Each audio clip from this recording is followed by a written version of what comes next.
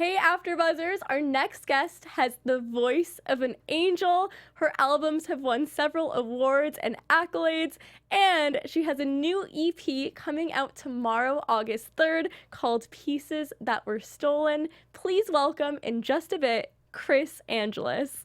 You're tuned in to AfterBuzz TV, the ESPN of TV talk. Now, let the buzz begin. So beautiful. I've been listening to this on repeat at home. Oh, amazing. Thank you. So this song is called Photobooth. Yeah. And it's part of your new EP that's coming out tomorrow called Pieces That Were Stolen. Yeah. So tell me a little bit about Photobooth, because you described it as bittersweet nostalgia. Yeah, it is, because it was actually based on a true story of this night where, you know, like if you have this crush and you're finally like, oh, I'm at this party and he's dancing with me, and it was, you know, so it was kind of like that, and it was this sort of relationship that had sort of not been happening, and then I thought that this was finally going to be the beginning of it, and then it ended up kind of being the end. Mm-hmm. But the night itself was awesome. We danced and we sang and we sat in a photo booth and got adorable photos. But I thought of the concept that all of those moments that were just, you know, like captured in the flash of light had all of these imagined futures and all of these hopes and everything, and then that's all it is. It's just a photo. There's nothing real that happened of all of that. And I thought that was kind of an interesting concept for a song.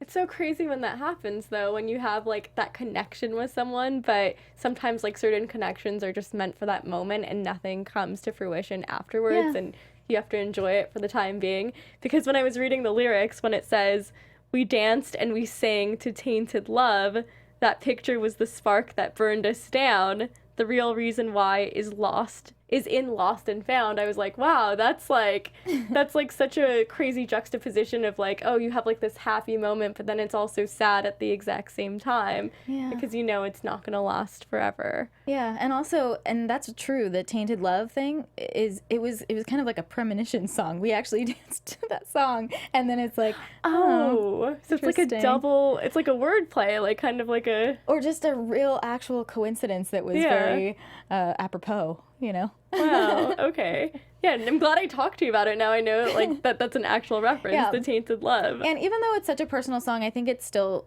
hopefully it's still relatable, because it's just one of those, like you were saying, anybody can relate to a wonderful moment with like a crush or whatever, and then it's sort of, that's all it is. But trying to hold on to the happy memory rather than letting it become a sad, like, bitter thing. Mm-hmm. And that's what the song. I think this might just be an LA thing, though. Maybe. maybe it's just because we're here in Los Angeles. Maybe that only happens in LA. But I do want to talk to you about the fact that you are an independent artist, which is super cool. It means you're not signed to a record label at all. You are your own record label, in a sense. Was that a conscious decision that you made, or like why? It's a complicated question, because if a label or, you know, a management company or something came to me and had the right deal, I would sign it, because it's exhausting and to do everything that I'm doing, and I don't feel like I'm doing it all to the level that I want to be doing it, because I'm doing, you know, the job of like 20 people, you know, with everything. And so I would love to have people who have a little bit more, who have more connections and more clout to be doing some of that stuff, so that I can focus more on the artistic part of being a musician. But it is somewhat a conscious decision, like I said, because I know that I'm not going to just sign with any label just because they're a label or whatever, because I think that the new music industry is, you can do it on your own. It's not like the old industry where you had to be signed to ever be heard. So yeah, it has to be the right thing. But I like having the freedom. I like having my artistic freedom, for sure. Because now we have like YouTube, we have SoundCloud, we have ways to promote our own, you know, materials through social media, so you don't necessarily need that record label. It just helps streamline the process, so you can focus on the art. Exactly, itself. And if they have money, that's also good, because I don't. But, you know, like Ingrid Michaelson has never been signed to a label. She's only had an awesome manager.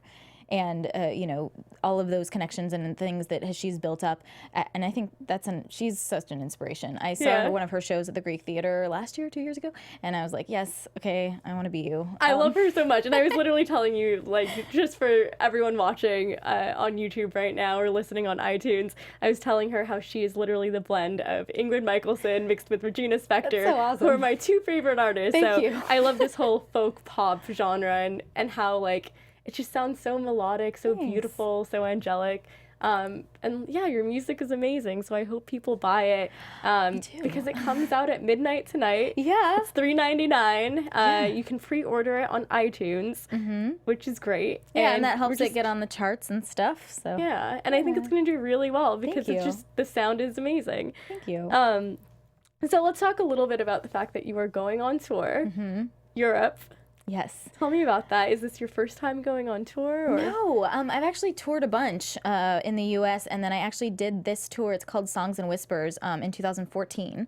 But they're a company that sets up the tour in Germany mostly, and I'm going to be doing it again. And I just loved that they have such a culture there of art that I had more people in, like, being quiet and attentive in the room in a place where I'd never been than I get sometimes at my shows in LA.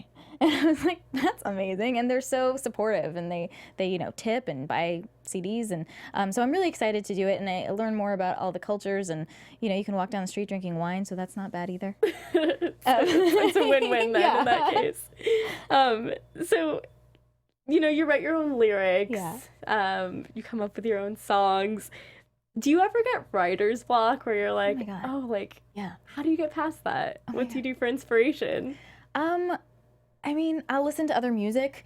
If I go to a show, a live show, and I can tell that it's working and I'm into it, if I am, you know, grabbing my phone slyly and, like, writing notes to myself about lyric ideas, or, you know, sometimes I just bring an actual pen and paper. So yeah, listening to music is a big inspiration. Sometimes just going out and doing something that I enjoy, being out in nature, or, you know, actually living your life, because sometimes what happens is songwriters can just get into the whole, so into being songwriters that all of their songs turn into being about being a songwriter or something, or a performer. And so yeah, just living life, reading, watching movies, all of that. Human experience things. Everything, like just being a person in the world and being well-rounded in that sense. And co-writing. Sometimes I'll go into a room and I'm like, I have no idea what I'm doing. And then you get another person and you can talk about things. You usually get really intimate with your co-writer real fast. You're like, hi, I just met you. Let's talk about really deep things, and then write a song. So that's... Love it. If you had the choice of anyone in the world to co-write with, or sing a duet with, dead or alive, oh my gosh, who would it be? Let's do for, like, past artists and present artists. Two different artists. Oh my goodness. Okay. Well, okay. I'm just going to go with the ones that came to my head first. John Lennon or Paul McCartney. Obviously. Okay, Beatles. And, I'm with you. And Hanson. Okay. Which sounds funny. And but also Gregory Alan Isaacoff or Ray LaMontagne. There's so many different genres. But I said Hanson because they're one of the reasons that I became a singer-songwriter. I heard their music when I was young, and I was like, wow, they can do this, I could do this.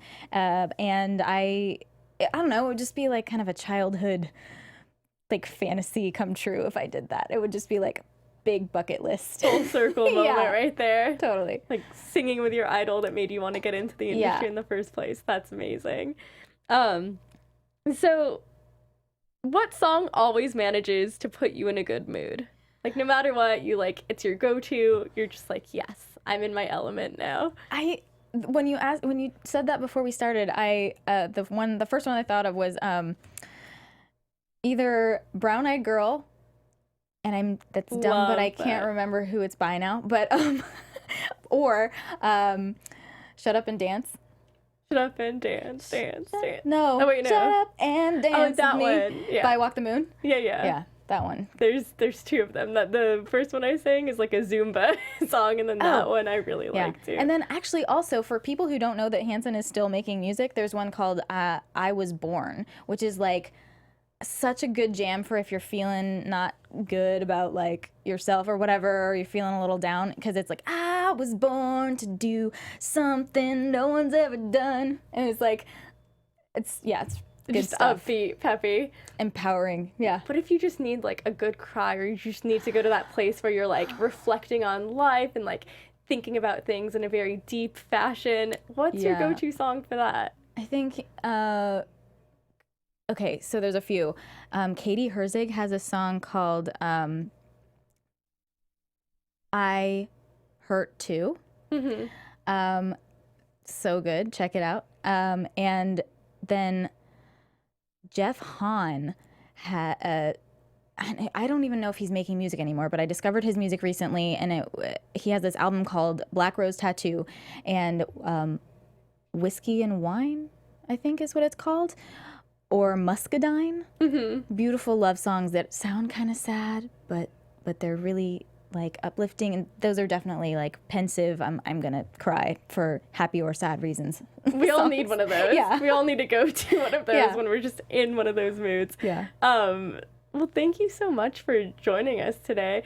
This is really exciting. I just want to plug this one more time that you have your EP. It's called Pieces That Were Stolen, coming out tomorrow, August 3rd. Yay. You can buy it on iTunes, and you can pre-save it on Spotify too. And you said when you pre-save it on Spotify or when you pre-order it, it automatically comes with Photobooth right away. Yep. You get that one immediately. Yep. Yeah, I need that as my ringtone. Sweet. So. Yeah, anything else that you're looking forward to? I mean, I'm looking forward to having these songs be out. Yeah. And seeing how it does. I don't know. We mentioned all of the things. And one final question. What is it about music that makes you feel so alive? Oh, wow. What is it about music that makes me feel so alive? That's a good question. I think just it's a universal language.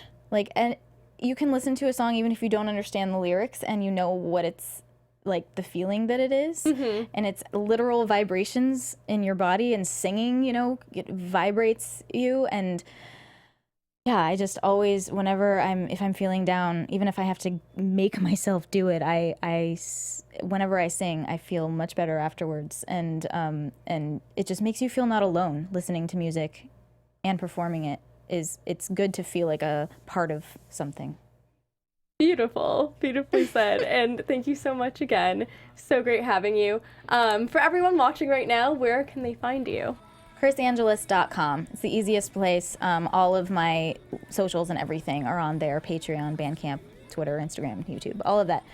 KrisAngelis.com. Perfect. Thank you, Kris. And you guys can find me on Instagram at Mena Makes Magic. Thank you so much for joining us. And don't forget, her EP, Pieces That Were Stolen, comes out August 3rd, so check that out. Thanks, AfterBuzzers. We'll see you next time. From executive producers Maria Menounos, Kevin Undergaro, Phil Svitek, and the entire AfterBuzz TV staff, we would like to thank you for listening to the AfterBuzz TV network.